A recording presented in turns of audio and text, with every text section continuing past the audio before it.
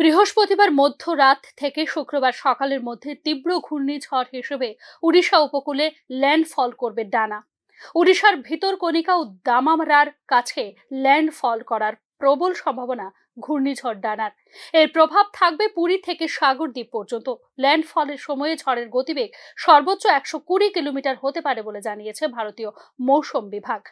বৃহস্পতিবার পারাদ্বীপ থেকে 330 কিলোমিটার দূরে অবস্থান করছে এই তীব্র ঘূর্ণিঝড়। ঝড়ে বাংলায় সব থেকে বেশি ক্ষতিগ্রস্ত হবার সম্ভাবনা রয়েছে পূর্ব মেদিনীপুর জেলায়।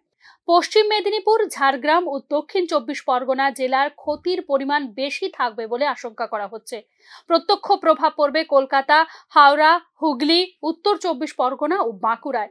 ইতিমধ্যে তীব্র ঘূর্ণিঝড় শক্তিশালী ঘূর্ণিঝড় বা সিভিয়ার সাইক্লোনিক স্টর্মে পরিণত হয়েছে ডানা।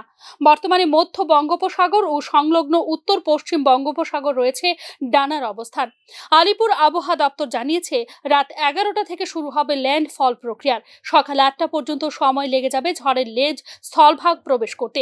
এই 9 ঘন্টা সময় ধরে তাণ্ডব লীলা চালাবে ডানা। তবে এখানেই শেষ নয়, আরো অনেক বেশি সময় ধরে এই স্থলভাগে চলবে দাপট। উড়িষ্যার জনপ্রিয় সমুদ্র সৈকত পুরীতেও সতর্ক রয়েছে প্রশাসন। পর্যটকদের চলে যেতে বলা হয়েছে। সৈকতে থাকা দোকানগুলিও সরিয়ে দেওয়া হয়েছে। সমুদ্র তীরবর্তী এলাকায় টহলদারি চালাচ্ছে পুলিশ। ঘূর্ণিঝড় ডানার জন্য ইতিমধ্যেই লাল সতর্কতা জারি করা হয়েছে পূর্ব মেদিনীপুরে। দীঘায় ক্রমশ উত্তাল হয়ে উঠেছে সমুদ্র। প্রশাসনের তরফে সমুদ্র সৈকত থেকে সবকিছু সরিয়ে নিয়ে যাওয়া হয়েছে। গতকালই পর্যটকদের ফিরিয়ে যেতে বলা হয়েছে। বৃহস্পতিবার সল্টলেকের পূর্বাঞ্চল সাংস্কৃতিক কেন্দ্রে বিজেপির সদস্য সংগ্রহ অভিযান আনুষ্ঠানিক সূচনা করার কথা ছিল কেন্দ্রীয় স্বরাষ্ট্রমন্ত্রী অমিত শাহর। ঘূর্ণিঝড়ের প্রভাবের কথা মাথায় রেখে সেই কর্মসূচি পিছিয়ে দেওয়া হয়েছে কলকাতায়।